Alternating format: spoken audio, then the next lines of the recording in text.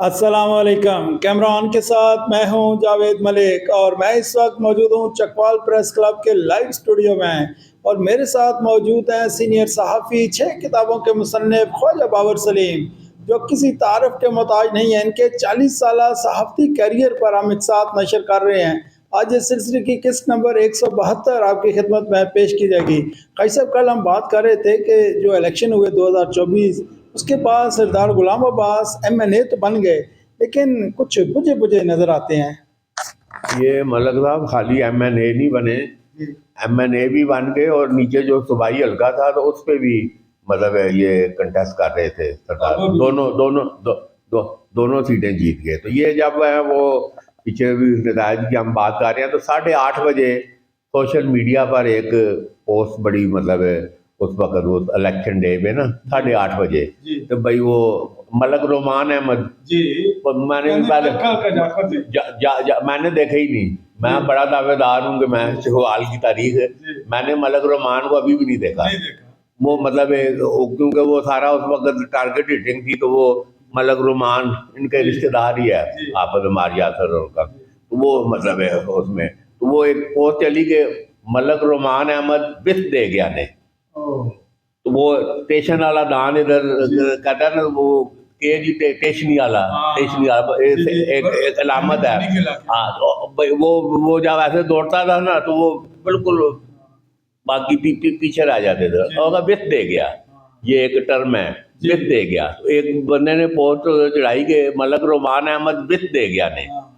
ये हमारे इलाके की एक हाँ तो मतलब ये कि वो मतलब जीत रहा है। तो बहरहाल ये फिर वो जिमनी इलेक्शन भी एक सीट खाली करनी थी तो वो सूबाई असम्बली तो अब वो उस वक्त भी लास्ट मिनट वो उनके क्योंकि असल में उनके भाई उम्मीदवार थे शानी सुल्तान शानी। तो वो नहीं तो वो अमूमी ख्याल यही था कि आप ये अपने जो अपनी खाली की है यकीनन जो जीता है उसी की सीट है। तो वो भाई मलक अपने अपने भाई सरदार शानी को जो है ना तो वो आखिरी मिनट तक गोम गो की पोजीशन में ही रहे हैं वो। हालांकि जब अभी तक तो ये मलक फलक शेरवान एकदम फिर वो बीच में जब देख रहे हैं ना सरदार सरदार अब्बास भी आप दिलचस्पी नहीं ले रहे हैं तो वो उधर ऐसे देखा तो वो सारा सलीम इकबाल के करीबी साथी रहे हैं मलक।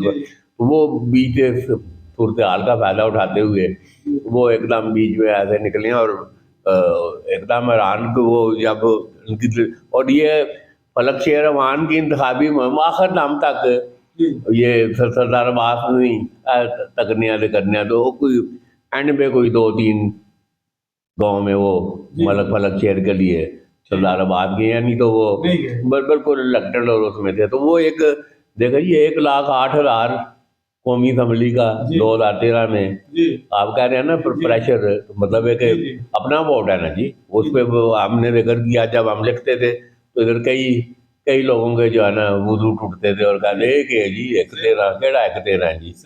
फिर 48,000 उधर लेके आ रहे हैं सरदार दुल्ले से उसी 2013 में सूबाई असम्बली की सीट पे। तो वो मिला के 1 लाख 1.5 लाख उनका 1,8 और 48 1,56 उनका अपना मतलब इधर चकवाल में अपना जाती वोट था। तो उस वाले से वो एक नक्शा खींचे और फिर ये 2024 का तो ये एक डरावना ख्वाब जो है ना बिल्कुल एक सियासी कर। तो अभी देख लें आप 2 साल हो गए हैं सरदार अब्बास अभी जो सरदार अब्बास जिस बारे में मशहूर हैं MNA भी हों और सारा तो बिल्कुल दिफाई पोजीशन पर है। तो ये अभी माहौल ही ऐसा है सारे जो मुंतखब नुमाइंदे हैं अभी जो निज़ाम चल रहा है उसमें उनको एक उसमें यह है कि सारा तो सारे इख्तियारात इंतज़ामी सब इंतज़ामिया के पास है। और उनको अभी जब मैडम वज़ीर आला पंजाब मरीम नवाज इधर आई हैं तो उन्होंने भी DC का हाथ खड़ा किया है कि भाई तो वो बड़ा क्लियर मैसेज है कि भाई ये उसमें है। तो बारह ये अभी मामला चलते हैं तो अभी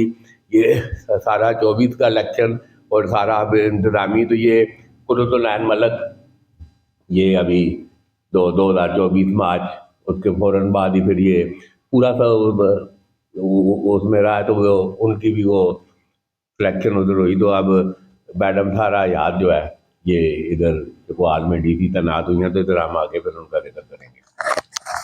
हाँ जी नाजरीन, जैसा कि आपने सुना ख्वाजा बाबर सलीम चकवाल की हिस्ट्री बता रहे हैं, और मैं हमेशा कहता हूँ कि बड़े ही अच्छे अंदाज के अंदर क्रिकेट की इस्तिलाह के मुताबिक बातें करते हैं।